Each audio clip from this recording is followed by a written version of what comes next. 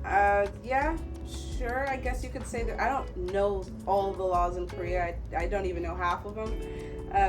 But from my experience, I would say it's strict, and even more strict if you are a soldier in the army. Well, in the military, period. There's just certain things you cannot do, you can't participate in. And I think that's why a lot of soldiers end up getting in trouble when they go to Korea, because there's just a lack of discipline of, just being accountable for your actions and making the right decisions. What would be some examples like you can give that you think like majority get in trouble doing, like that you think is? Yeah, man, it's crazy because it's just one of those things. Like, if you know, you know. Growing up, I moved to Korea when I had just turned 18. 19 years old. And I'm about to tell on myself, look, y'all about to get the teeth today. But the legal drinking age in Korea, I believe, is 19. At least during the time that I was there, it was 19 years old. I have an ID. I look old enough. I had no business indulging in the soju and all the makgeolli and all that stuff. I had no business. Hey, I don't know what that is, but it sounds good. Oh, makgeolli is a rice wine. I had no business indulging the way that I did at that age. Because if you're a U.S. soldier, airman, if you're a member of the military, the U.S. military, and you're in Korea, the U.S. law is still approved. Still, you have to abide by the U.S. laws. Excuse me. And, well, even in another country? Yeah, even in another country, you don't just get to follow just Korean rules, and it's not just American rules either. You are to still follow, the legal drinking age of 21 in Korea. That's what I was supposed to do, but to be honest, I did not, and I just told on myself. But and there's a lot of other soldiers as well that I know that participated in the underage drinking, got themselves into some trouble. Now your first sergeant has to bail you out of jail and stuff like that, or you're trying to fight one of the locals or the taxis. Oh my God, the situations that happen between soldiers and taxis is insane. I mean, people get super, super drunk and then they want to puke all over the taxis and stuff like this. Yeah, stuff. I know, because you guys are supposed to maintain some type of discipline and we are supposed to be the example of what right looks like, and and in Korea was you singing over there? I was, yes. I was with the 8th Army Band at Camp Humphreys in the city called Pyeongtaek. At first, the band was in Yongsan, which is like the heart of Seoul. Well, the second heart of Seoul. I'd say the heart of Seoul was Gangnam, but we were in Yongsan and Seoul, and then they moved the band to Pyeongtaek, which is a smaller area, not much more nightlife activities to partake in. But Korea was an amazing experience. I would go back in a heartbeat, and I will make the right decisions this time. Beautiful country. Lately, I also seen that you've been into modeling lately. Tell us a little bit about how the modeling stuff came about. So shout out to Miss Rachel Murray, the director of Talent Inc. I kind of scrolled through Instagram. I kept getting these ads. Oh my gosh, I kept getting these ads for this competition, acting and modeling convention for Florida. So I looked into it and I was like, okay, it's legit. So under the guidance of Rachel Murray, she taught me a lot about I'd say she introduced me to the right people that I needed to get in front of to further progress my career as an independent artist. So I flew down to Florida to compete in Talent Inc. I met with Rachel Murray and she was like, hey, it's great that you're here. It was a big old group of us, so we got divided into these groups, and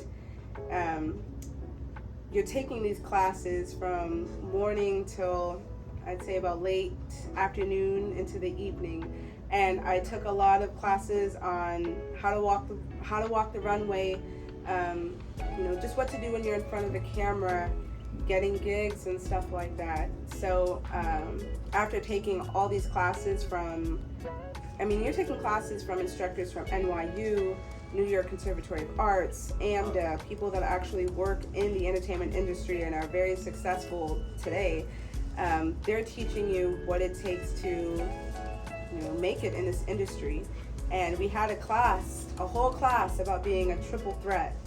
And I think that was one of my favorite classes because I realized, yes, I do the acting, singing, and modeling, but I never even thought about, acting, singing, and dancing.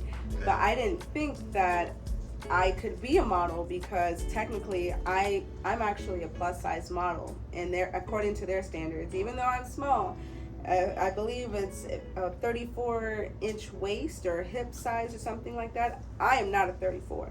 So technically I'm a plus size model. So I gave up on that a long time ago. And then after taking these classes and seeing everyone different sizes, different heights and all that, I'm like, oh, the standards have changed and I am here for it. So I competed and I walked the runway in a bathing suit, which I did not ever think I would ever do. But I did it, and it was terrifying because I was so scared that I was going to be that one girl that trips and everyone's like, ooh, I did not want to be that person. But I walked the runway, and no, I did not win that category, but definitely if I could find work as a model, walking a runway, modeling some clothes, I now have the skills and the knowledge to do so. So it's a career field I'm definitely looking into. I've also recently been signed to a mannequin talent agency out of LA. So they are not only helping me develop my overall, package, if you will, of things that I can and can't do. Well, mostly things that I can do. But it's really nice just having someone on my side that advocates for me and says, you got this, you're amazing, you're great. Go be great, for Netflix or for NBC or for Nickelodeon or for Disney. So give us a little bit of what are some of the benefits of signing to a talent agency? I know you're just starting now, beginning to it. For the people that don't know, give us a little. Only been signed for less than 60 days, so I haven't really had the opportunity to take advantage fully of what they are able to offer me. But having a talent agency email you every single day of a plethora of auditions that are happening in New York, Georgia, Canada even, all these different places that are having auditions where they pay for your travel. You got to cover hotel or stuff like that. But it is I feel like the door has just opened because now I have a list of opportunities for me to take advantage of, and it is fully up to me on what I want to do about it. What you put in with the talent agency is what you get out. They send you, at least my talent agency, they're sending me emails every single day. And if it's a audition just to be a background person, okay, sure, go for it. If I have a speaking role, heck yeah, I'm gonna go for it. It may not be the role that I want. It may not be what's gonna make me, pop out overnight, but it's an opportunity to network and meet with these people that do this professionally, and they will definitely, what's the word? There's a possibility that, of course, you never know who you're gonna meet, and just because you're a background person for one film, if they're working on another film, they might go, hey, I remember that girl's audition from this. I think she would be great for this other show. It's a very relationship-driven business, so it's important to meet everyone that you can and build a relationship with everyone that you can, because you just Definitely. Never know. So having an email sent to me every single day of over 20, 30 auditions that are going on, that's over 20 to 30 opportunities for me to network with someone that could put me over the top and get me in front of the right people to really, set it off. So Definitely, definitely, and that's very good. And as you, like I said, you've been doing great. I've been seeing it myself. Thank you. I like to watch out for what's going on in the scenes, and those having all those connections are gonna help you build overall in your craft and everything that you do. And it was very nice conversating with you today. What are any things you would like to tell people to be aware of? Absolutely. I was just talking about this with some of my other coworkers, that performing artists, musicians, all things in that realm, you are an athlete of the heart. You're an athlete of the mind. You're an athlete of the soul. You truly do not understand how much of an impact that you have on this world, in this world. Just, it's crazy because people tell me all the time, when are you going to get a real job? Or, okay, you're getting out of the army and you're going to lose all these benefits. How are you going to make a steady paycheck? You're going to be a college student, so you do realize you're going to be broke. Yes, all of those factors are going to come into play and it's going to be hard, but what will make it worth it is knowing that I've had an impact on this world, in this world. And I bring myself back to high school. What keeps me going and what motivates me the most is the thought of, when I was in school, in between classes, I had my headphones on listening to whatever was popular at the time, and I'm going to my next class. But those 6 or 7 minutes of my day of me just listening to my music is what got me through the day. So moving forward, and what I want to do is I want to be the voice that people are listening to when they're in between classes, or when they just need peace, when they're on their lunch break, when they're driving on the highway, they got a long drive to go. Okay, go put my album on. I want to be a part of that moment, even though I'm not there. That impact is so important. Even if maybe you're not a singer, maybe you don't get in front of the crowd, but you still love music, you love to compose and arrange music and stuff like that. Can you imagine watching a movie that has no music in it? Can you imagine what Star Wars would be like with no music in it? It would not hit the same. And even though it's a thankless job, I would say, people don't watch Star Wars and go, man, whoever composed that, I mean, it's not, what people come to see when they're watching Star Wars, just for an example. But the impact that you have on the duration of the film makes a difference. So I implore you to just keep going. No matter where you are starting from, it does not matter. You have to keep going, because you just never know who's in the audience. You never know who's watching and listening to you. I implore you to keep going, no matter what. Even if you forget the words, it's okay. I mumble when I forget the words. Or I'll ask the audience to sing if they, if the song's hot enough. I'll ask them to sing the words, because I'd be forgetting. So with that being said, thank you so much for having me. It's been a blast. I actually am running late for another show right now, so yes, running late for a show. Booked and busy, it's what I do. Nice having you here, Trinity. Thank you so much. Thank you. And next, that was Trinity. You and your girl, the absolute worst. I hope y'all break up and that your ass gets hurt. Wanna knock you on your shit so that you never have kids. You don't deserve love, you don't deserve none of it. Matter of fact, play her the way you did me.